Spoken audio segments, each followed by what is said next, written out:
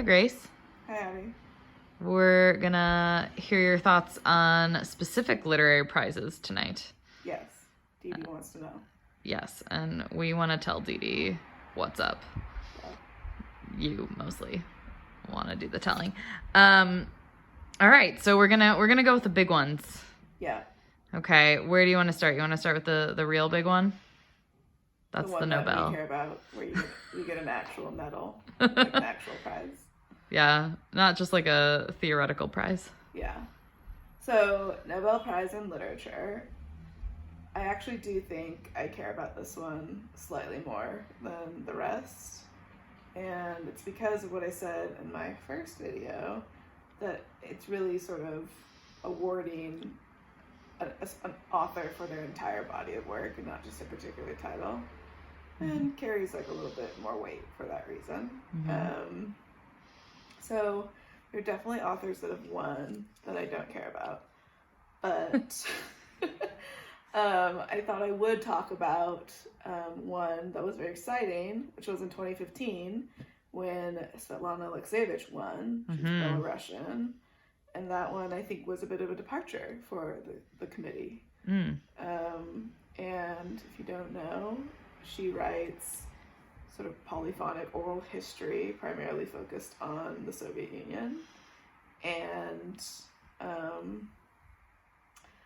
I think, I don't know that like the common readership had really appreciated oral history in written form prior to her win. So I think that was like a really notable one and sort of like opened the way, you might say, for Dylan to win. And for maybe is that the legacy of Svetlana Alexievich? No, just so there would be like maybe a more open interpretation for the prize itself. So anyway, I do care about the Nobel, and I was gonna recommend her book, The Unwomanly Face of War. If you haven't read it already, it's quite the book. Lighthearted, so, weekend beach read. Yeah. Tons of trigger warnings, I would say, for intense violence and horror. But I don't think there's another book like it. And I think when you read something like this, or if you read, like, she has another book about Chernobyl, Voices, is it Voices of or Voices from? I thought it was from, but I'm not certain. Voices and from also, Chernobyl. You can see why she won, I think, pretty clearly. She has another book called Secondhand Time, which is a little bit more like everyday devastation versus like particular devastation of war, sort of focusing on like the typical lives of regular Soviet people. So yeah, I would recommend her. And then I also wanted to talk about a winner that I haven't read but I'm interested in, and that would be Olga Tokarczuk from Poland, who just won 2 years ago, 2018. I've not read anything about her. So. Do you have any other thoughts on the Nobel as an institution? I mean, you did bring up the Dylan win. Yeah.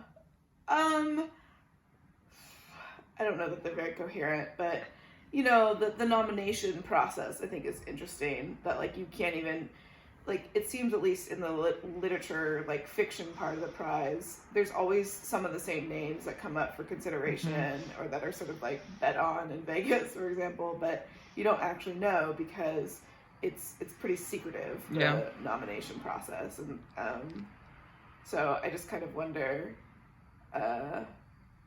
like what will be the like near future of the prize, if they're sort of going to continue down this sort of, some would say, like controversial path, like with Handke's win, or if they're sort of gonna, like, I don't know, go back to a more traditionalist bent or something. Yeah, cars seem better times. Yeah, I think there's also, it's sort of interesting, this mix of prizes that exclusively exist for books, and then prizes that sort of have categories of which literature is one, but they sort of have this larger prestige to the prize brand itself, which I guess should take us to the Pulitzer Prize. Yeah. Since that is one such prize brand. Prize brand, yes, Pulitzer. I care less about the Pulitzer. I think it's notable because it's tightly focused on like American produced work, you know, across all the prizes in a given year. I'm sure there's plenty we could say about, you know, like the news prizes and the music prize, like when Kendrick Lamar won, for example. Talk a lot about that. But specifically on fiction, in like theory, I sort of like the focus of the prize because it seems to like give it a little bit more chopper rigor. But I guess like I don't really follow the Pulitzer. How about that? Like when I look back, when I was sort of looking over the winners, and like there's not that many that stand out to me that I'm like, oh yeah, like that, like I want to read that, or oh yeah, that's really like indicative of that year. I think, and maybe part of it is that I have a limited view because I've probably only been like a serious reader for like 10 years or so. You know what I mean? Like I couldn't have told you when I was a teen like what the American literary landscape was like. You know? I mean, I'm not going to tell you can't define yourself how you want, but when you say, I've only been a serious reader for 10 years, my whole face is like, what? I just mean, like, I don't think I was tuned into book news as much. Right. But anyway, but I did want to say that narrower national focus. You know? Yeah. There are some books that have won the Pulitzer that I'm like, that I have enjoyed and, you know, would heartily recommend. I just wouldn't say that I like look at the Pulitzer. Like, weirdly, I think I'm more interested in the news prizes for the Pulitzer and like the story. Like, I think that says maybe more about like American culture and society than maybe like the fiction winner. I don't know. Maybe that's silly. I meant to ask you this before, but who do you want to win the Nobel Prize that hasn't yet? Oh goodness. Do I have something that I want to win? Well, we can move on, and if you think of one by the end, we can get to it. I'm going to come back to that. Okay, but I did want to recommend a Pulitzer winner that I have read and one that I'm interested in. Okay. So the one that I have read that I would recommend is A Confederacy of Dunces by John Kennedy Toole. I don't have it, but he won in 1981, maybe posthumously. Not sure on that. And the one that I'm interested in reading is The Optimist Daughter by Eudora Welty, which won in 1973. Nice. All right, let's go outside the borders now. Let's go to the Booker. Oh, the Booker. I think the Booker has like the most books that have won where I've been like, I hate this book. Yeah, the Booker's like a hot mess. I kind of feel, you know, like Nobel's like it is a fancy dinner, published speech, medal. No, it's like the Golden Globes. Like the Nobel's the Oscars and the Pulitzer's the Emmys. Yeah, like daytime Emmys. It's fully like the foreign press. Yeah, the Booker, it's like, okay, when I was younger, I did follow the Booker more closely. And I think it's maybe because I happened to read a couple of books that happened to have won the Booker that I was super into. So then I thought, oh, wow, like the Booker could be like an arbiter of taste or something. And then it just like went massively downhill. And I feel weird saying that because I don't necessarily think it's because when they opened it up, right, like beyond the Commonwealth, just like, but I did sort of think that it was sort of watering it down, but then I felt weird about that because it should be more open to a more like diverse like pool, you know, and but anyway, but I mean, there's definitely what happened last year, like with Girl, Woman, Other and The Testaments co-winning, which you rightly pointed out is bullshit. Yep. But yeah, I guess I just like, I think I always have like some fondness in my heart for Midnight's Children. I mean, winning not only like in 81, but then winning like Booker of Bookers, right? And like, then after that, I just like don't care. Such a weird thing to do, but I like know. I do love that book. So. Yeah. So, and you know, there were a few other books on there, or that have won, like Hotel du Lac, which I really liked, and then a book that I'm interested in that I have not yet read that won, is The Bone People by Keri Hulme. It won in like 85. So there's still like a few books from the winning list that I'm interested in, but like the Booker as a whole, I think has like really just like lost its luster in my eyes. Okay. All right. Let's talk about the National Book Award. Yeah. Okay. So For books. I feel maybe like the least knowledgeable with the National Book Award. I sort of like equate it with Pulitzer, but like Pulitzer light, sort of. I never think about the National Book Award. Yeah, which I don't know. I guess I just like I don't know enough about it to really say like whether or not where I think it sort of stands in the pantheon of prizes.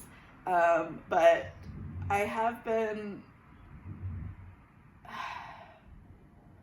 like I honestly I don't think I have a strong opinion about it. Like I think I feel similar to it as the Pulitzer, where it can like be interesting, and I think it's interesting when they overlap, either in like their runners up or in the actual winner. Like there have been multiple times when I think they've awarded to the same book. Who decides the National Book Award? Honestly, I don't remember offhand. I think they have like a similar submission process, but I don't know if it's like a foundation or a particular organization, or if it's just like some like panel of judges. Yeah, could we like sign up? Could we be on it? Yeah, I have no idea. Did you want to talk about a winner? Yes. Okay, which we've talked about before. So last year's winner, or this year's winner, was Trust Exercise by Susan Choi. Would recommend giving it a go. And then a book that I'm interested in, this is going to surprise you, Abby, I feel, is a book called Europe Central by William T. Woolman, and that one back in 2005. Yeah. And what interests you about that? I think I'm interested in Woolman as a writer, and it's supposed to be like very experimental, kind of like grand in scope, but it's fun.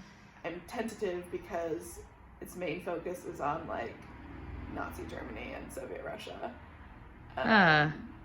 You know, the old standbys. We've never read anything that took place so I there like or then. Past my moment, but I'm still kind of interested in that book. Anyway, there's always something more to say about World War II, isn't there? Well, let's plumb those depths through the eyes of a white man. We're just like, we want to read this book. We heard great things, and also we hate it. So this is a bit of a different category, but the MacArthur grant. So I wanted to talk about the MacArthur in particular because when I thought about like the main prizes, particularly like the maybe more prestigious ones or ones associated with like more money, I am more interested in the MacArthur than a lot of the other prizes. And I think one reason is it's also kind of shrouded in secrecy. Like there is this committee and it's kind of presumptuous, but they like award these genius grants. Right. And there's a lot of like dark horses in like who they announce across such a wide variety of fields. And I think that it could be an interesting way, not only to like expand your reading, but just general knowledge and learning about these like amazing individuals and lots of like cool things that are happening. But from a book standpoint, like just looking at the last class, which I think was like 2019, there were some like really interesting winners, like all of them women. I mean, like there were men that won, but I mean like where my attention went but was the like interesting ones. yeah, like Valeria Luiselli won.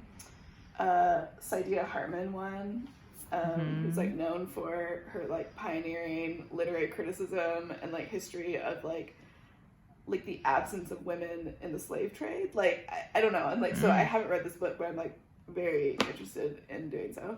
And then another person that won or was in last year's class was I'm gonna forget her name.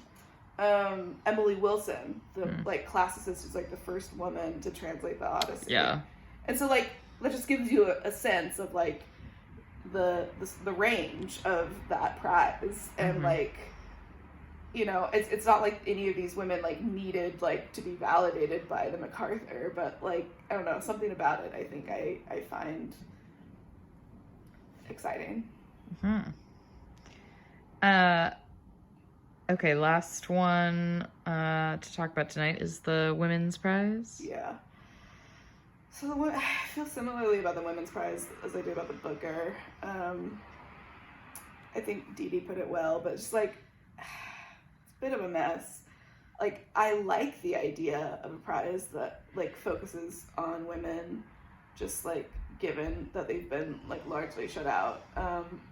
But when I look at the nominees and the winners, I actually am not that interested in the titles, or like that many of them, and the ones that won, I haven't even read that many, like maybe like a couple. And so I don't know I think where I'm left is that I'm glad it exists, but I don't necessarily look to it. I don't need it to like show me books by women to read. Do you think there's like a sort of type of book they gravitate towards in choosing their winner? Well, like last year, An American Marriage won. Half of a Yellow Sun won. On Beauty. For some reason, I'm just like naming like Black women, which I don't think they're not that dominant in the prize. I don't know, like kind of straddling that line of commercial and literary, I think, a little bit. I don't know what it is. I think it's like the books by women that I'm interested in just like I haven't really seen it like reflected in the shortlist or the winners. Although to say, like, I will say some of them I have read and enjoyed, like Half a Yellow Sun or I think Girl One Other was nominated. I'm not sure. Yeah, so I don't know. I feel like I'm not really definitive on the Women's Prize. Like, it's almost like I would have expected to have like a stronger opinion of like support for it, but it's just kind of there. Did you want to talk about The Vegetarian? Oh yeah.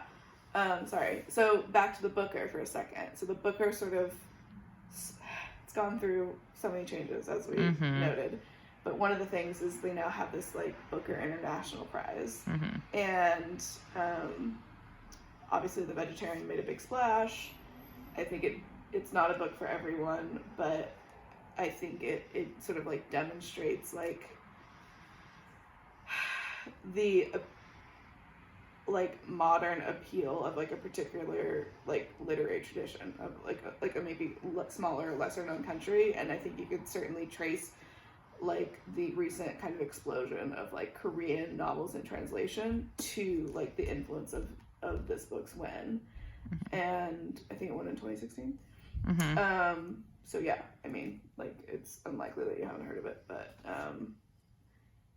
it goes back to like maybe what the value of the prize is, not only of like changing the fortunes of a particular author, and in this case also a translator, because they kind of share the winnings and the, you know, fanfare, but of its like lasting legacy. And there's another book, I'm trying to think which one.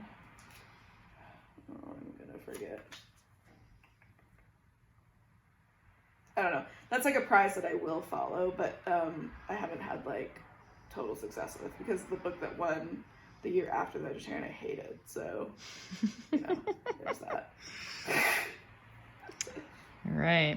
Is there anyone you want to name as who you would give the prize to? Oh, right. Okay, back to that. Doesn't have to be the Nobel. It could be any of these prizes. Well, let me ask. Well, okay. I don't think this would happen, but I think Rebecca Solnit should win. Oh, like, fuck yeah. a major literary award, and I think it's unfortunate and like a cruel oversight that she has. And I know that many of her books have been award-winning, but in terms of like for a body of work and being recognized and just doing something unique in literature, I give it to her. What say you? No, I agree. Absolutely. Yeah.